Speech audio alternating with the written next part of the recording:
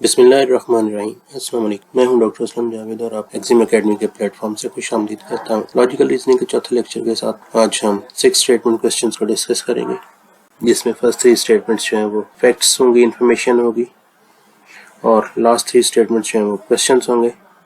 और उन last 3 statements हमने वो चूज़ करनी है जो कि फर्स्ट 3 स्टेटमेंट से डिराइव की जा सकती हैं या करेक्ट स्टेटमेंट्स होंगी। यहाँ पे हमने फॉल्स को पिक नहीं करना, यहाँ पे हमने जो अनसर्टन या एम्बिगुअस स्टेटमेंट होगी उसे भी हमने ड्रॉप कर देना। We will select only correct state. तो चलते हैं आज के पहले क्वेश्चन की तरफ। इस क्वेश्चन में हमारे पास ये 3 फैक्ट्स हैं, फैक्ट 1, 2 एंड 3, जबकि ये 3 क्वेश्चन स्टेटमेंट्स हैं जिनमें से हमने करेक्ट स्टेटमेंट्स पिक करनी है, चूज करनी है। फर्स्ट वन है जी, mister Jalil has 4 children. Mister Jalil के 4 बच्चे हैं। 2 of them have blue eyes and 2 of them have brown eyes. 2 kids की जो आइज हैं they are brown. 2 blue eyes kids हैं जबकि 2 brown eyes kids हैं, and half of them are girls.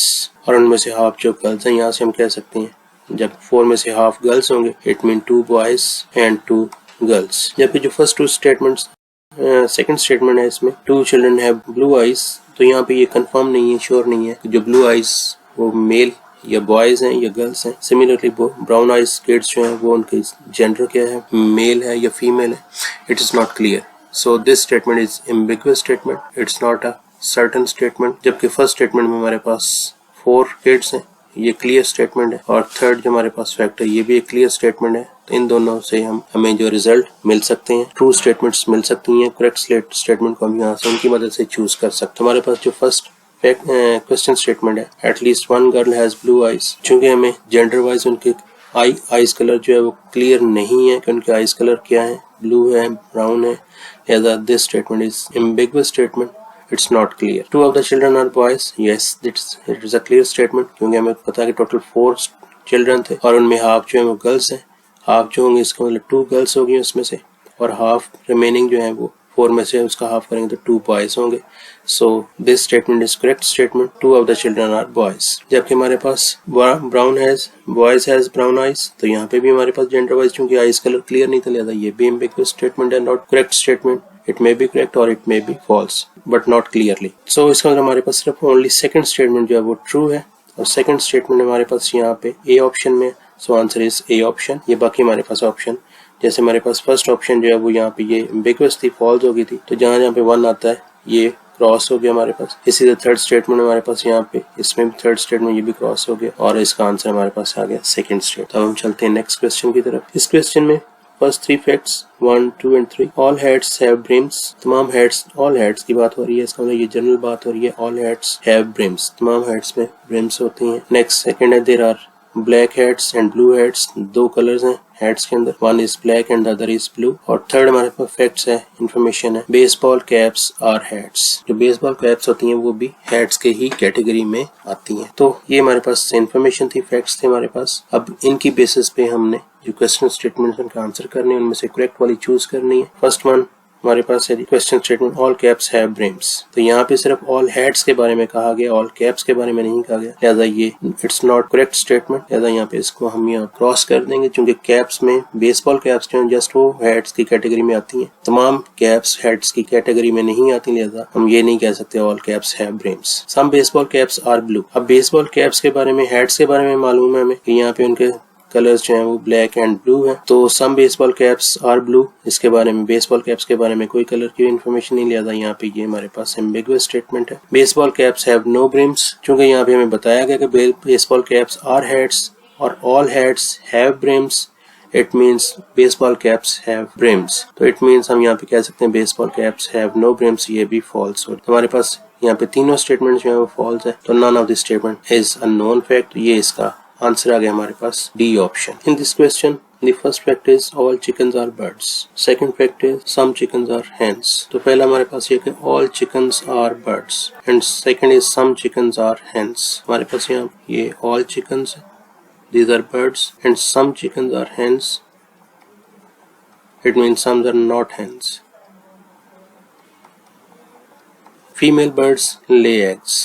अब इसमें फीमेल बर्ड्स जो हमारे पास, female birds means hence they lay eggs. तो अब यहाँ पे इसको इन्फॉर्मेशन के बेस पे हम बता सकते हैं क्वेश्चन स्टेटमेंट। हमारा first question is all birds lay eggs. No, only female birds lay eggs, so it's a false statement. Hens are birds, yes, hens are birds, क्योंकि hens are part of chickens and chickens are birds. Hens are chickens and all chickens are birds, so we can say hens are birds. Some chickens not hens, some chickens are hens, so some are not hens, तो ये भी हमारे पास true है. So first statement is false, second statement is true and third statement is also true, और इनको हम यहाँ पे derive कर सकते हैं. All chickens are birds, some chickens are hens से, तो लिहाजा हमारे पास second and third is true और second and third हमारे पास option है जी B option. So B is the answer. ये false हो जाएगा क्योंकि हमारे पास थर्ड भी ट्रू है, ओनली सेकंड ट्रू नहीं है, और चूंकि फर्स्ट फॉल्स है तो ये फॉल्स हो जाएगा. So B option is the answer. अब हम चलते हैं नेक्स्ट क्वेश्चन की तरफ. In the next question, first fact is pictures can tell a story, second fact is all story books have pictures and third fact is some story books have words. हमारे पास यहाँ पे pictures can tell a story first fact था, second है all story books, ये हमारे पास story books है और इनके अंदर जो हमारे पास वो पिक्चर्स हैं, तमाम स्टोरीज के अंदर, स्टोरी बुक्स के अंदर पिक्चर. नेक्स्ट हमारे पास है जी सम स्टोरी बुक्स हैव. अब इसमें some story books have words, तो अब हम यहाँ पे देख सकते हैं कि ये जो स्टोरी बुक्स हैं इनके अंदर पिक्चर्स भी हैं और वर्ड्स भी हैं, जबकि आउट ऑफ दिस सर्कल जो है उनमें सिर्फ पिक्चर्स हैं. तो अब हमारे पास क्वेश्चन स्टेटमेंट है first question statement, pictures can tell a story better than words. हमारे पास ऐसा कोई कंपैरिजन ऊपर नहीं गिवन जिसमें हमें ये बताया गया हो कि जो पिक्चर्स स्टोरी बुक्स हैं वो ज़्यादा बेटर होती हैं या वर्ड्स वाली स्टोरी बुक्स बेटर होती हैं. यहाँ पे हमें सिर्फ ये बताया कि pictures can tell a story and all story books have pictures and some books have words. इसका ये फॉल्स स्टेटमेंट आ गई. फर्स्ट जिसमें आता है ये ऑप्शन फॉल्स हो जाएगी. Second, the story books in the stories in the story books are very simple, तो यहाँ पे ऐसा भी कुछ नहीं बताया गया कौन स्टोरी बुक्स जो है कॉम्प्लेक्स हैं या सिंपली फॉल्स हो जाएगी. तो सेकंड ऑप्शन हमारे पास ये भी फॉल्स हो गई. Third, some story books have both pictures and words, तो ये हम ऑलरेडी हाईलाइट कर चुके हैं. इन स्टोरी बुक्स के अंदर वर्ड्स भी हैं और एज वेल एज पिक्चर्स भी हैं. So the third statement is true and answer is hence C third only. तो ये इसका सी ऑप्शन आंसर आ गया हमारे पास. तो चलते हैं अब हम नेक्स्ट क्वेश्चन की तरफ. First fact in this question is all islands are surrounded. First fact in this question is all islands are surrounded by water. Maui is an island and Maui was formed by volcanoes. तो हमारे पास यहाँ पे अगर ये island है तो इसके सराउंडिंग में ये वाटर मिलेगा हमें, क्योंकि तमाम आइलैंड्स के अराउंड वाटर हमें ये फर्स्ट में बताया गया. और इसको हम यहाँ पे इसका नाम मावी इज एन आइलैंड, अगर हम इसको नाम दे दें कि ये हमारे पास एक आइलैंड है मावी, तो इसके अराउंड भी वाटर होगा सारी तरफ. Mavi is formed by volcanoes, और इसका जो स्ट्रक्चर है वो वॉल्केनिक है, वॉल्केनोस से बना है. अब हम देखते हैं हमारे पास इसमें क्वेश्चंस क्या हैं. फर्स्ट क्वेश्चन है जी Mavi is surrounded by water, चूंकि मावी इज एन आइलैंड और आइलैंड जो है सराउंडेड बाय वाटर है. ये सेकंड और फर्स्ट फैक्ट से ये हम यहाँ पे कह सकते हैं इट इज ट्रू स्टेट. उसके बाद हमारे पास नेक्स्ट क्वेश्चन है all islands are formed by volcanoes. ये हमारे पास सिर्फ मावी आइलैंड है उसके बारे में बताया गया कि वो वॉल्केनो से बना है, तो ऑल के बारे में हम नहीं बता सकते.